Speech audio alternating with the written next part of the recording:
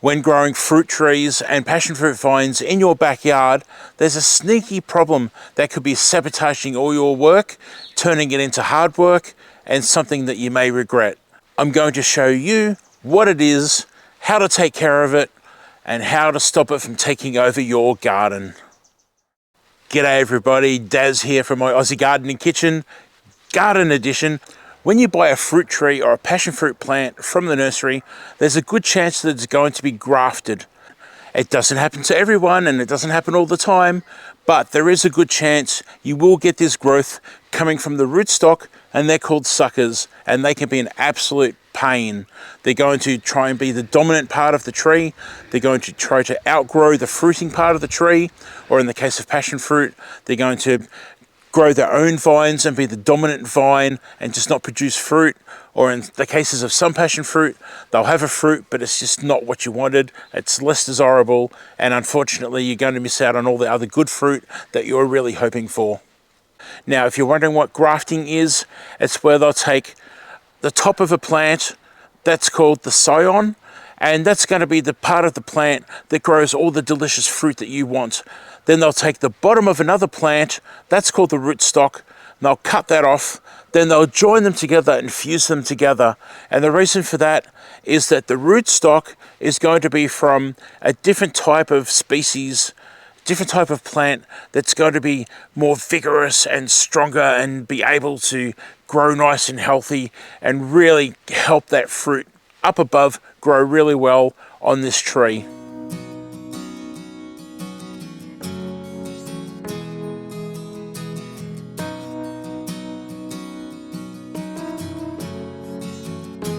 This is what you're looking for.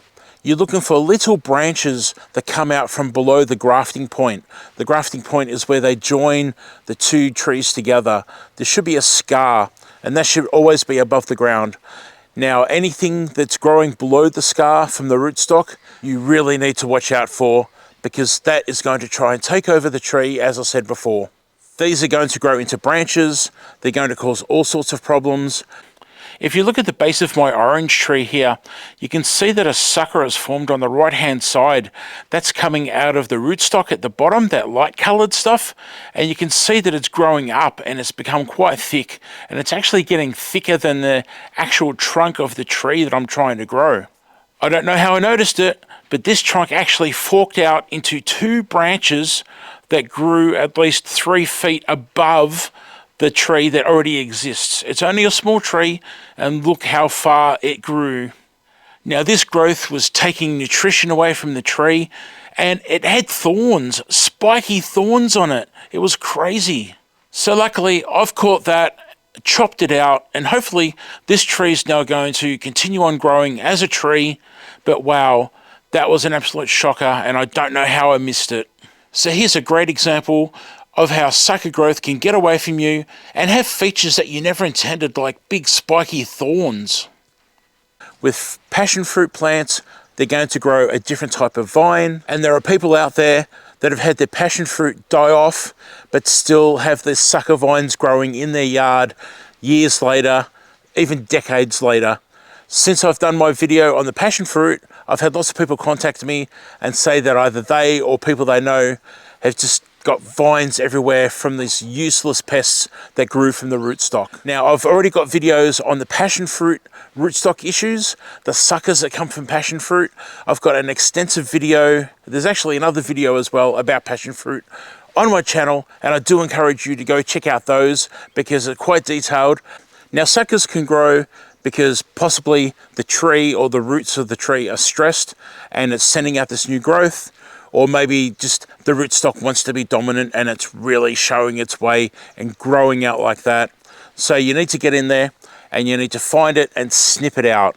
Now, on fruit trees, for instance, down below the graft, you can carefully break it off or cut it off as close to the trunk as possible. And keep an eye on that. With passion fruit, you need to learn which are the sucker vines and to get rid of them. Now, suckers can also grow from the soil. Say apple trees, for instance, or cherry trees, other fruiting trees similar to these guys, they can have sucker vines growing out of the soil. I personally just go up to the soil and cut them at soil level. I don't want to mess with the roots and disturb the roots and have anything else happen.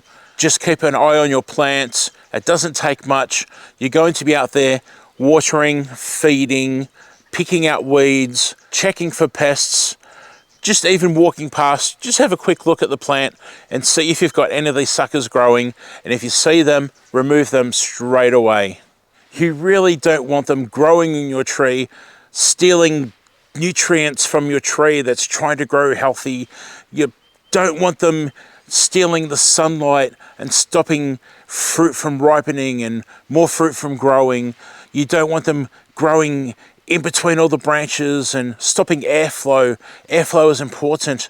And if you've got these sucker branches coming up and growing and dominating and branching out, they're going to stop all of that.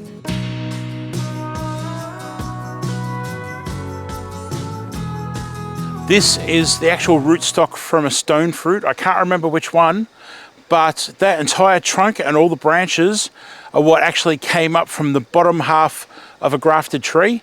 The top half that was going to be fruit actually died off, completely dead, and this is what grew from down below.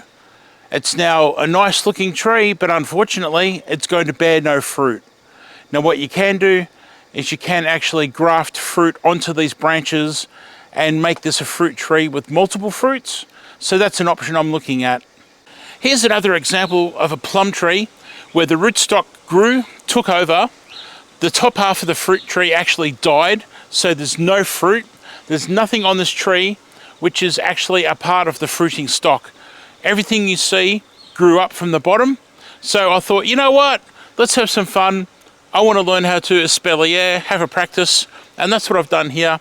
I've had a practice at the espalier method, and again, what I can do is come along and I can graft on fruiting wood from other stone trees, and I could actually graft on fruit and have multiple fruits or just plums on this tree eventually. So look, I didn't want to go on about this too much, but I think it's really important for beginner gardeners out there. Like myself, I was a beginner and I didn't know what a grafted tree was and the differences between non-grafted and grafted, and there are advantages to having grafted trees, so don't think that a grafted tree is evil, because they're not.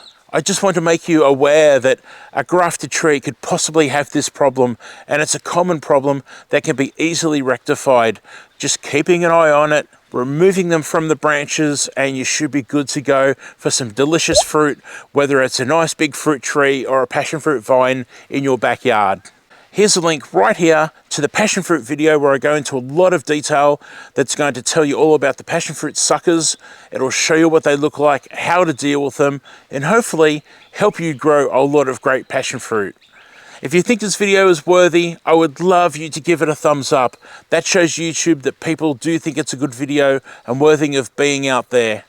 Thank you so much, and hopefully I'll see you in the next cooking or gardening video. Bye for now.